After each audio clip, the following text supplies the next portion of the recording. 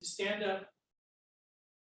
stand-up boards where you could have somebody's business address on these boards. And we're going to have those boards all along these flagged areas. So if you want to sponsor, get someone to sponsor, tell them they can have their name on a plaque along that race course.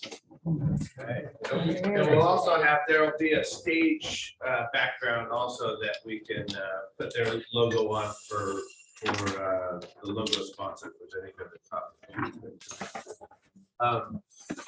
Now you may be asking, what if somebody says yes? So we do have a sponsorship commitment form which has some, not legalese exactly, but some clarification of what it means to be a sponsor, and we're going to put that on a separate sheet. Unfortunately, there were some minor changes I wanted to make to it so it'd be a little easier for people to give if they didn't want to write a check out, and so I'll get that done and send it out to everybody digitally, and then I'll bring some hard copy next meeting as well.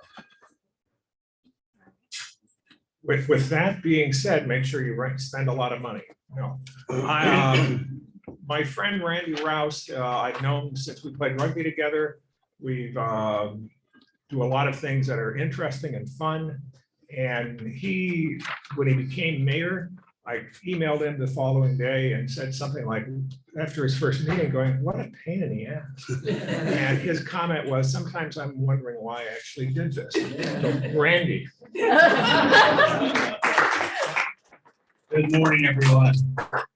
Well, I think my rugby career, along with Scott and Oscar out there, probably explains a lot of my career choices anyway.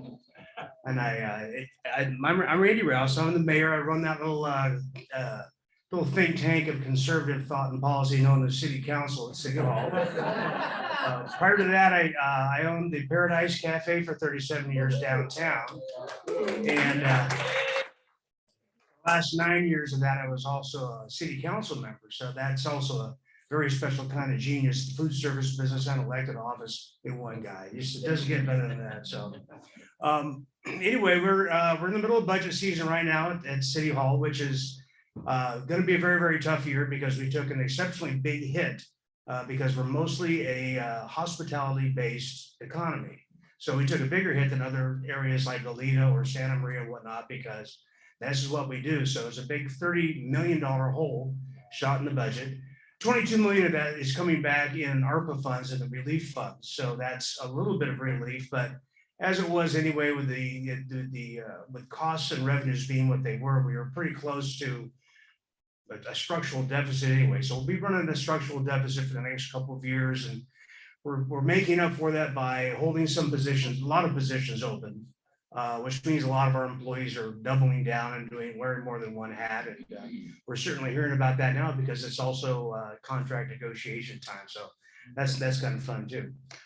You guys have submitted some questions, which is great because as you can tell, I prepared nothing to say. So, which is also a fortunate thing for you folks this morning that I prepared nothing. So I'm going to go ahead and go right into these questions. If that's all right with everybody. Then I'll leave time, of course, for any new questions that come up. So from you guys, what's the Chamber of Commerce's role in soliciting feedback from tourists? Is there a hotel association? What feedback are they providing to the city with regards to what tourists like and dislike about downtown, Funk Zone, Santa Barbara in general? Well, yeah, the Chambers acted. As you know, the Chamber went from a city chamber to a regional chamber. We have Goleta, Carpentry, and Santa Barbara all in under one umbrella now. But the main feedback loop comes from our Visit Santa Barbara organization, which is big and also regional and all encompassing. But you know, anecdotally, and I'll go back to my days at the Paradise Cafe because I served a lot of locals, but I also ran into a lot of tourists as well. And as locals, we always, you know, as beautiful as this place is, we see the warts, and tourists will come in and go, "Oh my God, I can't believe you get to live here." And I had this one woman who was long-term, they were from San Francisco. They moved here for about 10 or 15 years and finally moved back to San Francisco because they missed the city and the cultural stimulation. And she was down here visiting her sister. She goes, "It is so nice to be in a place where we don't have the homeless problem." I'm going, "Oh my God, can you talk to some of my constituents? I'd love to have them hear that." So obviously compared to San Francisco or some other cities like friends from Seattle and they're suffering in a big way. So that question comes up later on too. So yeah, we do get feedback. The chamber, the downtown organization, and Visit Santa Barbara all get feedback. I certainly get feedback, but I have to say, visitors are usually pretty complimentary. Because this really is, if you go out to State Street, and as much as you think, oh my God, this looks like a shanty town, what's going on with State Street? But if you do a 360 from eye level on up, you go, oh my God, this is one of the most beautiful walking streets on the planet. It's when you look down, you kind of go, oh, wait, we got these other problems. So we don't need a big redesign. We just need a strategy, and that's coming up a little further in the questionnaire. How does the city work to communicate with our local colleges and UCSB on issues such as housing needs, parking in residential areas, and promoting more international students, a boom for the Santa Barbara economy? Okay, so I was at UCSB back in the early days, wasn't I, Oscar? We were back there that, and one thing I've always had surprised at back then, and it's true today, we don't have much of a town and gown with UCSB. We have it with Westmont, we have with Santa Barbara City College, and I've talked to Chancellor Yang about this, and I'd love to have some more interaction with that going on. The housing thing is a problem. There's no bigger growth factors in our entire city other than UCSB and Santa Barbara City College. City College is back down on enrollment slightly from their peak. The Santa Barbara UCSB is still going up, and in fact, the city of Goleta and UCSB are in the middle of some litigation right now because of the impacts on local housing. So, and you've probably read about what's going on in Berkeley with all that as well.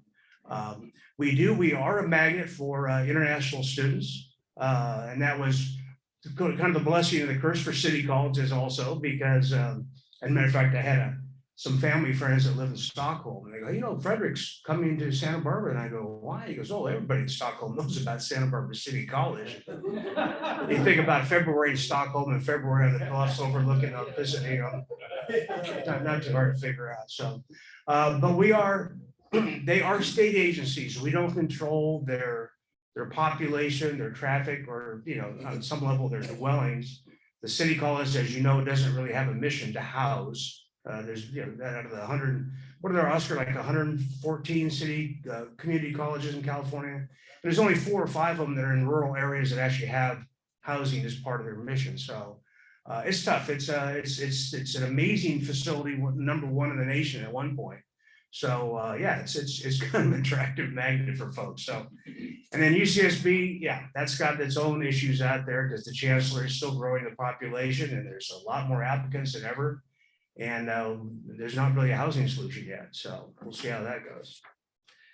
Let's see. My question for Randy is, whether the city still plans to make portions of State Street a permanent pedestrian mall? And if so, what are the plans to make it consistent and attractive? Well, did I get in trouble a lot for talking about this during my campaign? Because at the time I thought I was asking adult questions, and I was just known as basically as a wet blanket because the party was on. Well, now the party started to fade a little bit in our memories. It's starting to look a little bit like the county fair the morning after, as opposed to this wonderful festive promenade. And a lot of that's been the fault of us at City Hall. The good news is we've responded. I wasn't even on City Council, thank God. But they responded, doing the right thing, trying to support the local businesses, and they opened up the promenade or closed down the street, whichever way you want to look at it, as a lot of folks felt really uncomfortable about being indoors. And now we're getting to the point where, you know, we need the fire lane. It's got to be a 20-foot fire lane. So some of these parklets need to be cut back. They are not anywhere near the architectural standard we usually insist on in Santa Barbara. There's not little red tile roofs on any of them last time I saw them. And, you know, and people are starting to get back into the normal thing where we're indoors, we're doing congregate things that we haven't done for a couple of years. And it almost feels kind of decadent to sit inside now. I don't sit outside if I can help it now. But, and having run one of the only 2 patios in Santa Barbara for the first 10 years of my business, I know what people will do and what they won't do in Santa Barbara. We've got about a 4-degree window of comfort in this town. And it's too hot or it's too cold. So we'll see. But there is a thing called the State Street Advisory Committee, and it is meeting every other month to try to wrestle this thing to the ground. put the genie back in the bottle, and come up with a cogent plan, because some blocks like the 500 block are busy. Some blocks like 6, 7, 8, and 900 blocks have almost nothing going on, and then it gets busy getting 1,000 block. It's a way too long of an urban mall for the standards of what goes on in the rest of the country. So it's, I don't know what the answer is going to be, but I do know there needs to be an answer. And to that end, part of my desire, and we actually are going to fund it, I don't know how that happened, is a deep cleaning of the whole State Street area and the immediate side streets and lighting. I want to light it up like Christmas every day, 365 days out of the year, because light and clean takes care of some of our other security issues. I'll put it as security issues, but it makes a big difference. So I think that'll be, we're going to look like we're open for business at last, which I think is really important. Okay, yeah. I understand the State Street safety and cleanliness is a high priority for you and our local businesses. What's on the table to attract more business? So rent control, tax breaks, et cetera. Well, rent control isn't going to attract more businesses, as I can see it, tax breaks and whatnot. What we're trying to, we have an economic development coordinator, and part of his thing is to help attract businesses. I've been working with some of the private landlords, some of the big stakeholders downtown. And we do have a lot of new leases being signed. We have some tech moving into bigger footprints, like the old Nordstrom building was bought by a company that does exactly that. They convert old Nordstroms and what else, JC Penney's into these things that can be tech hubs and whatnot. So, and there are a couple of housing projects that are going on in the downtown corridor as well. Building affordable housing and making it pencil out for the private sector is almost it's a non, it almost doesn't work. We do have a fabulous housing authority, so we'll see how that goes. Santa Barbara's always had a housing mandate. Back when Oscar and I were little boys at UCSB, they were talking about, we had a water moratorium and we had down zoning of the city. So we're, how are we going to live here? How are our kids going to live here? That dialogue really hasn't shifted a lot in all these years. So here we are. I'd like to know what he wants to tackle in order of priority. Well, clean, light, and secure was kind of my little buzzword during the campaign. That's precisely it. I mean, there's more to Santa Barbara than the downtown corridor, but that is the heartbeat of Santa Barbara. It's the heartbeat of our retail district, our heartbeat of our tax base. So getting State Street wrestled back down to the ground, getting it clean, getting it light, and making it so it looks like we're ready to welcome businesses, visitors, and whatnot is a huge priority for me.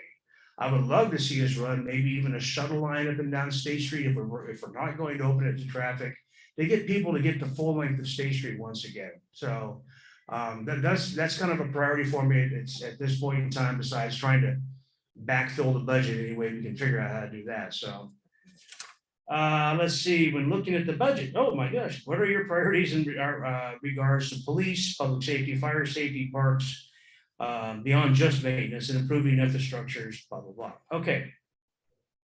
So public safety is our #1 priority. That's the taxpayers rightly expect us to have public safety fully funded, fully equipped, and fully manned or womaned. They say that these days. But in any case, we have the fire department is hitting on all cylinders. There's not a problem there. We've got 5 retirees coming up, but we have another academy. And they're very, very, very desirable careers. So it's not a real problem finding good firefighters. Cops, on the other hand, are tougher these days because of the national dialogue. This is a fabulous agency to work for. We have one of the most, we're kind of the poster child for community policing in this area here. And it's kind of sad because we have this thing you might have heard called the Community Formation Commission that's going to try to develop this police oversight board. It's pretty controversial. It kind of disregards our police and fire commission that we currently have, and it really isn't a good signal to send to our police to just do a fabulous job. They're being good about it. They're not saying one negative word. They're just out there doing their job like they always have. But it's something that I'm extremely supportive of these people, and I'm really happy they're there every day, and they are there every day. But in terms of the infrastructure, as you know, we passed Measure C, which is that point on the sales tax. And that's why it's such a pain in the rear end to drive around town these days, because we're doing a ton of work, a ton of deferred maintenance, water mains, street paving, And we hear about those complaints every day, but the good news is we're actually getting stuff done. And then we just got the ribbon on that, as you saw that Las Positas MoDOT bike path, which is really cool because that's a visual above ground, a little more sexy than a water main kind of use of tax dollars, right next to a brand new open space with a pedestrian bridge going across. And it's just a, and 1,900 linear feet of creek restoration. It's a fabulous community project. So really happy about that one. And Parks and Rec, Parks and Rec is our third biggest general fund budget. First is the fire, first is police, then fire, and then Parks and Rec. And Parks and Rec, unfortunately, is the red-haired stepchild because they're the ones that we go after the budget because it's the lower hanging fruit of the general fund. So they suffer the most in programming and whatnot. So we try to supplement it. We get grants. We're trying to redo Ortega Park. We're trying to redo a few things now, but it struggles the most when we have these budgetary issues in the general fund. Let's see here. When you're that's it. What's the best way to communicate with our city leaders? We're elusive little devils. We're hard to find. I prefer two things. I actually prefer email. I try not to answer the phone because it's usually it's usually Captain Crazy that gets me on the phone. So I try to avoid that. But the best way is to write us. But the way, what I call the nuclear option, if you really are unsatisfied with the response you get from your city leaders, you write an open letter in the newspaper. And you go, "Dear Randy," and then boom, it's right there in the newspaper. And that usually gets our response really quick. We do a lot of public comment on our meetings and whatnot, but really the thing is, if you can write something down in an email to us, it's easiest for us to really respond. And then, push our buttons if we don't respond. We're supposed to respond. We each get hundreds of emails every day, but they're not all things we need to respond to. But when it comes to people who live in this town, that's our job. And districts notwithstanding, each one of us has 90,000 constituents. The district thing is an ersatz way of getting the elections done. Somebody mentioned Wade Nomura earlier on today. He's the mayor of Carpinteria. They've got 14,000 people and they're going to districts, which is like, any cocktail party could be your entire district. So it's going to be, that's going to be interesting down there. Let's see, concerning homelessness, we have seen small signs of the same here in Santa Barbara and pray will not grow into the same kind of problem we've seen in Seattle, Portland, LA, San Francisco. That one, who wrote that one? So question for Mayor Rowse, what specific strategies and the city council had to head the problem off at the pass?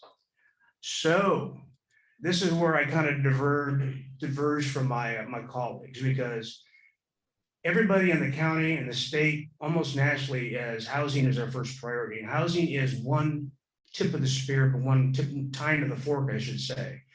We never talk about things like why people are out there in the first place. And substance abuse is something people don't really like to talk about. Addiction is a disease. It's an incurable disease, but it can be managed, but we don't focus on that. Just warehousing people and putting them in boxes is not the solution we need. And let's face it, we can't hardly house our own kids in this town. How are we going to house everybody else that needs to have a home? Well, currently we're going to do this thing the county's doing this thing on Santa Barbara Street with the 32 little, they're not called tiny homes, they're dignity moves. And it's going to be something that's going to be very interesting to watch and see how that gets managed. Supposedly it is going to have to be a lockdown and a 24/7 management situation. We'll find out. But once again, that's not curing the problem. And the problem can't just be having money thrown after it time after time after time. In Santa Barbara, what's the plan here? And I meet with our police chief very regularly. And what they need is the political will for them to go out and basically establish the boundaries and establish the rules. If we want to embrace people as a community, I go, great, let's start with that.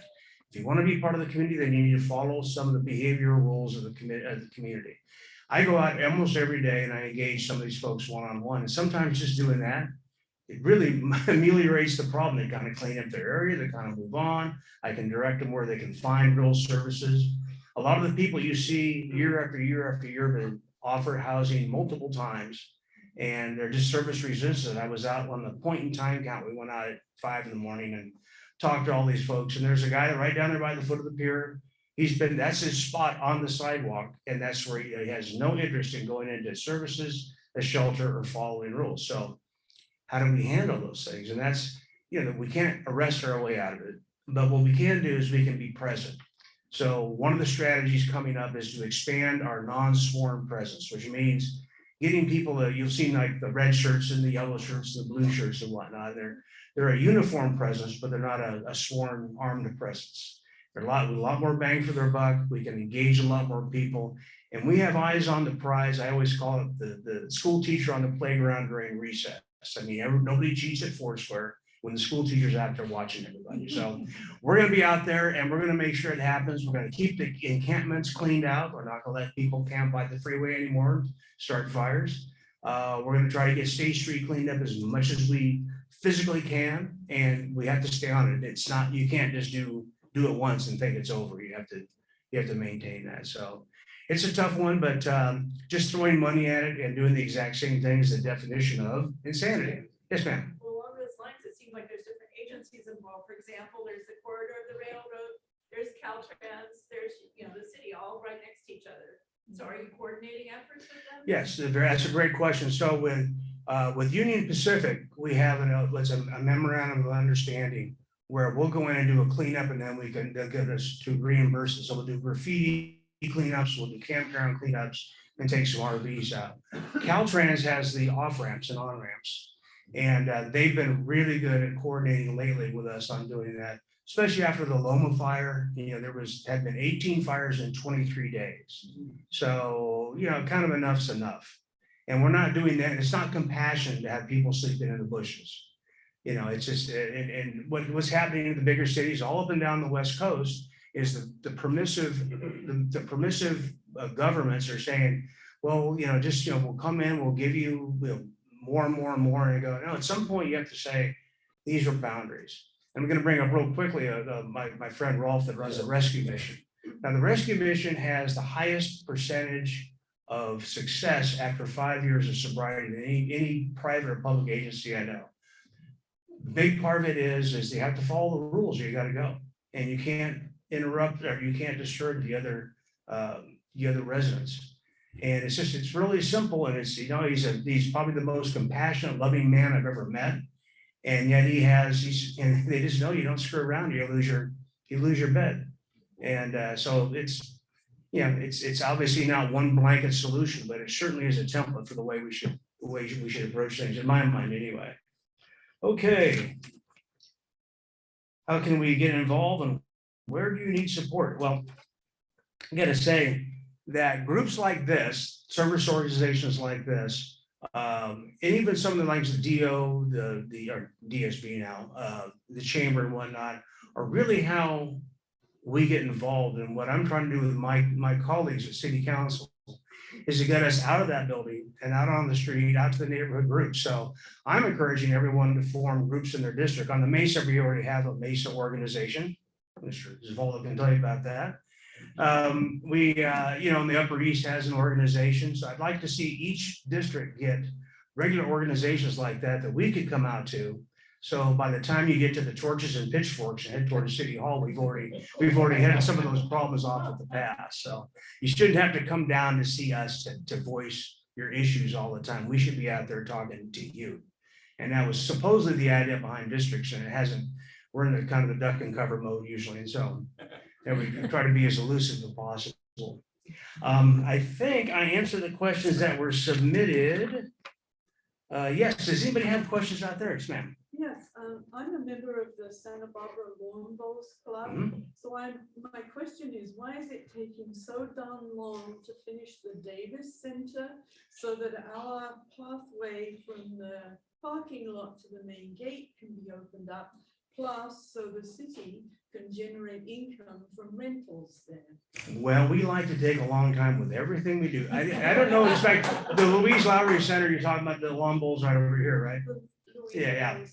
And yes, I actually don't know the status of that project. I do know that sometimes funding gets in the way, but frankly, at the moment, we really are struggling with a lot of just ancillary staff. I mean, we're getting into things as much as we can with public works, and we're having to contract out a lot now.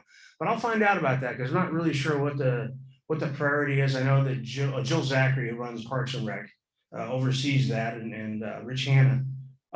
We've gotten this big battle over the Ortega Park, and we had the Gardner plots up on the on the east side, whatnot. So, and we just finished off the Cabrillo Arts Center, which was their big thing. So it may have gotten pressed down to a lower priority, but I can certainly find out about that. Yeah. Yes. Hi, I was wondering what the status was for the affordable housing project that's on the 700 block of Memphis.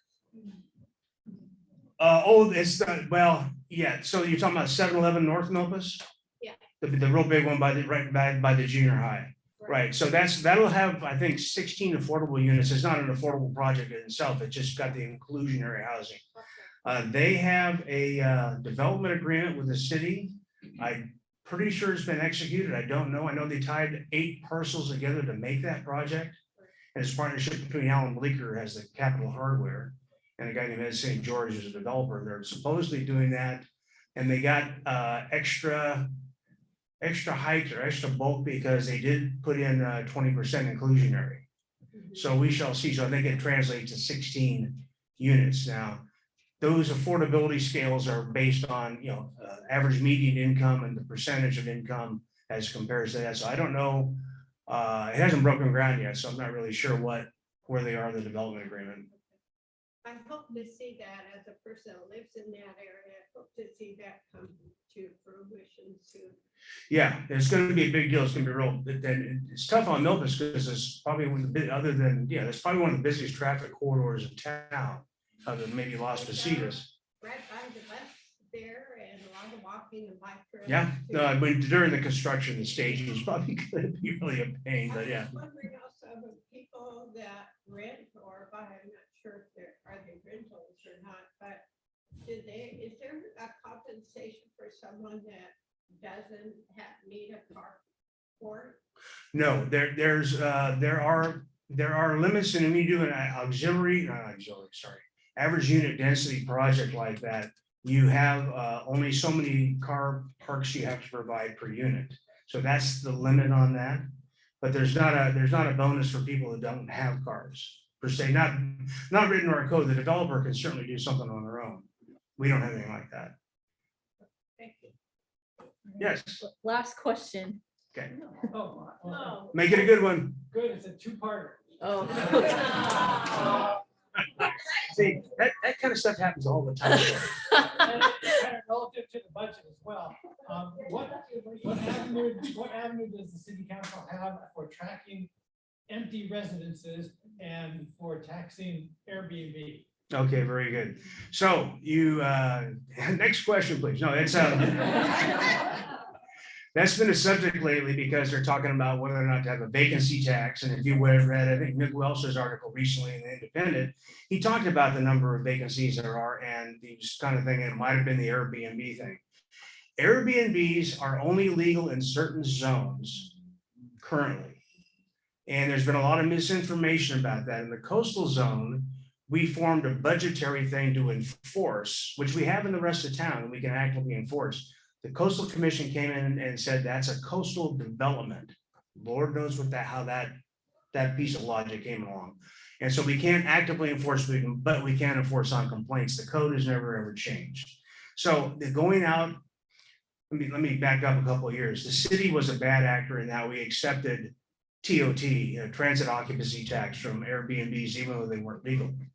It's kind of like you're a bad boy, you robbed the bank, but you give me a little taste, hey, it goes away, right?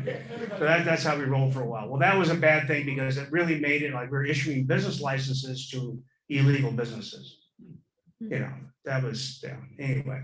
So we're paying the price for all that kind of thing now. And the Airbnb thing is still alive and well. All you gotta do is look at the listings online. And so it's been a battle going back and forth. We may end up doing some Airbnb in the coastal zone permitted. And we might change how we do Airbnbs. I'm not really sure, or short-term rentals. But for the most part, it's illegal, and we are going to enforce. The vacancy tax is something to talk about in the commercial zone as well as the residential zone. And there are some communities across the country that do exactly that.